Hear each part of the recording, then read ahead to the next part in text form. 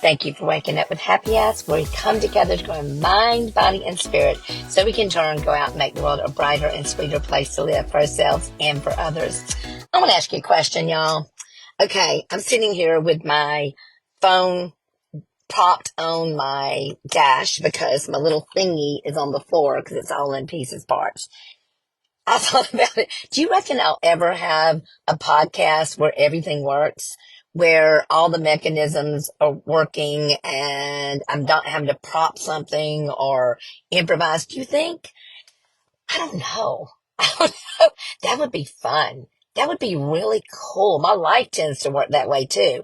It seems that it's never all in line at the same time. Well, I'm sitting here right now in front of Save the Closet, my sweet friend Katie's place, her mission.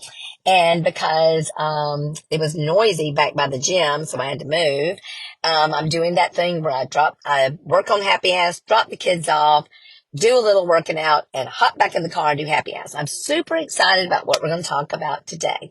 We talked about criticism yesterday. We talked about how you feel when you get criticized. And the thing is, for me, when I get criticized, it's so weird how we'll get all these happy, good reviews and people love us. And you get one criticism and you just stick to it. Well, that's kind of caveman stuff. That is like back in the caveman days, we did that because we had to learn from our negative experience so we could keep ourselves alive. That's called negativity bias.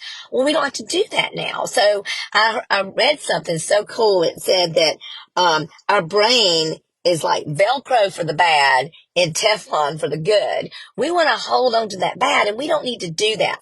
So today I want to talk about in terms of what does a critical spirit do to you? What does it do to you? Not so much what it does to the person. So I'm going to tell you a story, and this is actually, I'm going to resurrect an old love note that I wrote, years and years ago, and I'm actually going to use it as my Wednesday love note because I think it's so powerful. So I'm going to tell you a little story, okay? So Fred and Martha were going to church, and when they came home from church, on the way home, Martha says to Fred, "Didn't you think the pastor's sermon was a little, dull today? It didn't resonate." And, Fred said, "No, not really. I didn't notice that." "Well, did you hear the choir was flat?" And Fred again said, "No, I didn't notice that either." And he said, "Well, you certainly must have seen the couple in front of us with those two wild children that were making so much ruckus and so much activity. Surely you saw that." And Fred said, "No, my dear, I'm so sorry. I didn't notice that either." And she said, finally in disgust, Martha said, "Seriously, Fred, I don't know why you even go to church." I think that explains so many of our lives, that we're so busy looking to point out what is bad. We miss what is good. We miss the very thing that's in front of us. I even think about it in terms of the children. I think about, oh my gosh, y'all, how many times have I gone to that bathroom and those clothes that they should have picked up are behind that door, or that food that they were eating is left on just so many, many, many things. And I could just go to that right there. Or I could say, you know what? Wow, isn't this cool? I've got these healthy kids. Isn't this cool? I've got clothes to wear. Isn't this cool? We've got a shower in the shower.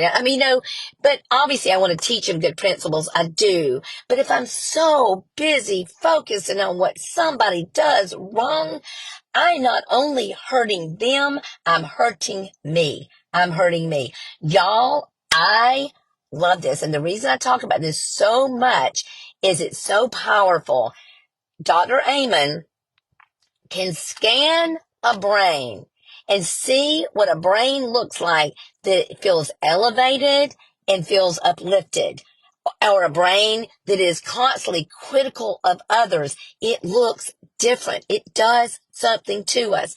I was a special ed teacher, y'all. And when I was a special ed teacher, I learned very, very quickly, that it was far more important for me to point out what the kids could do and not what they couldn't do. Far more important. And when I did that, that grew.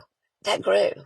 You know, I think we do that as husbands and wives. I think we're so busy pointing out what someone doesn't do right that we're missing all the things. And I saw a pastor yesterday, and I didn't really stick on it long. It might have been TD Jakes.